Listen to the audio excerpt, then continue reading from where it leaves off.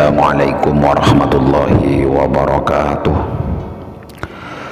Bismillahirrahmanirrahim. Alhamdulillahirabbil alamin wassalatu wassalamu ala sayyidina Muhammadin wa ala alihi wa sahbihi wa barik wa sallim ajma'in. Amma ba'du. Alhamdulillah, pada kesempatan kali ini Al-Fakir, admin channel Tamban Barokah, ingin menyampaikan surat-surat Al-Quran untuk penenang hati dan pikiran. Ada penenang hati dan pikiran yang mudah didapat dan dekat sekali, yaitu bacaan Al-Quran. Sejumlah surat diyakini memiliki keutamaan untuk menenteramkan jiwa. Dikatakan bahwa hanya mengingat Allah Subhanahu wa Ta'ala, hati pun menjadi tenang. Allah Subhanahu wa Ta'ala berfirman dalam surat Ar-Ra'd ayat 28, Alladzina amanu wa tatma'innu qulubuhum bi dzikrillah, ala bi dzikrillah tatma'innul qulub. Yaitu orang-orang yang beriman dan hati mereka menjadi tentram dengan mengingat Allah Subhanahu wa Ta'ala.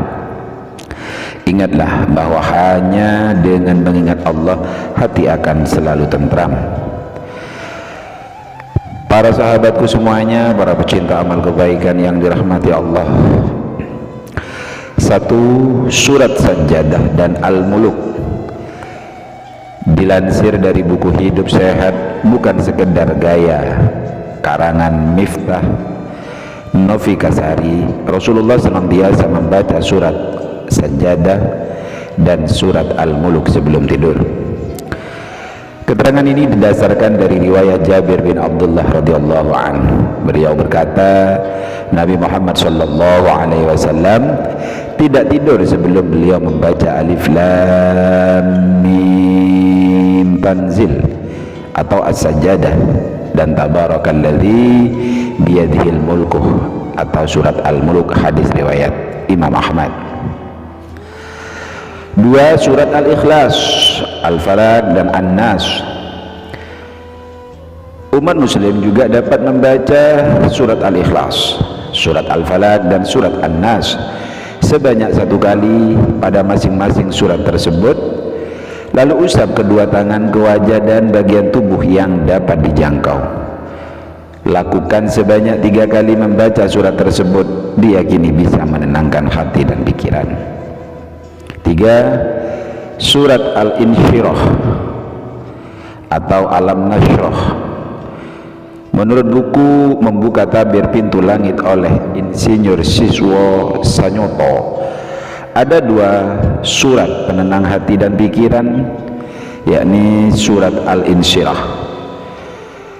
Surat ini turun untuk menenangkan jiwa Nabi Muhammad SAW saat sedang merasa tidak tenang karena merasa berat atas tugas dakwah yang beliau emban.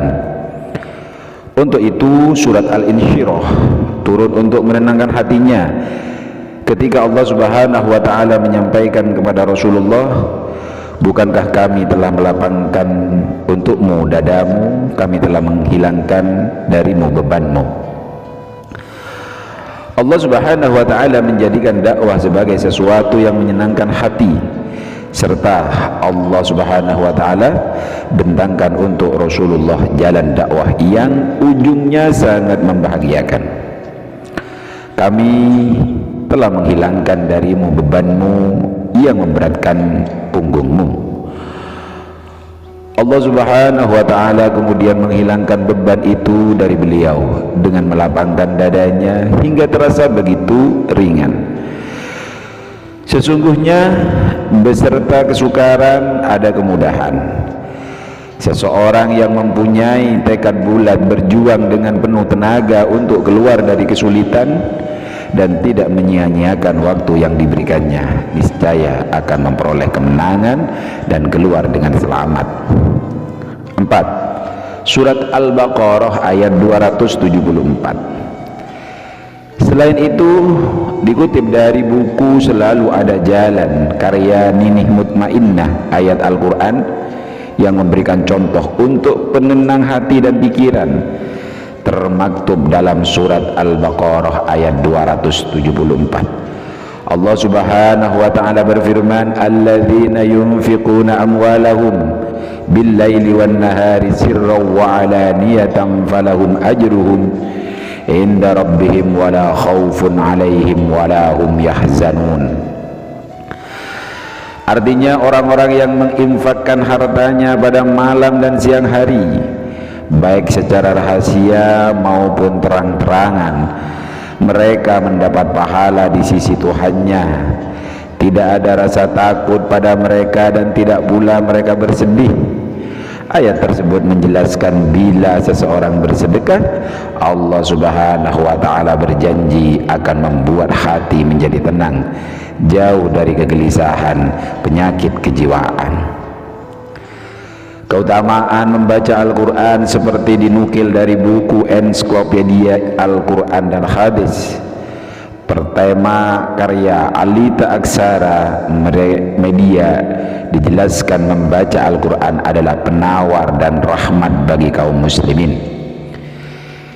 Jabir menggambarkan bahwa sesudah tasyahud Rasulullah Shallallahu Alaihi Wasallam berdoa dengan mengucapkan, sebaik-baiknya perkataan adalah perkataan Allah dan sebaik-baiknya petunjuk adalah petunjuk Nabi Muhammad Shallallahu Alaihi Wasallam. Hadis riwayat An-Nasa'i. Selaras dengan firman Allah dalam surat Al-Isra ayat 82,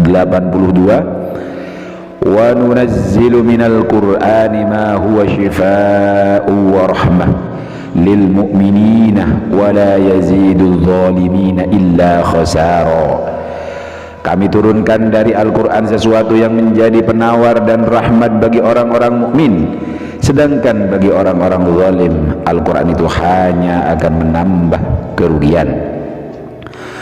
Para sahabatku semuanya, para pecinta amal soleh dan kebaikan, demikianlah daftar surat-surat penenang hati dan pikiran, sekaligus perbuatan-perbuatan baik yang bisa menjauhkan diri dari kegelisahan dan mengotori pikiran. Mudah-mudahan apa yang Al-Fakir sampaikan ini bermanfaat untuk kita semuanya.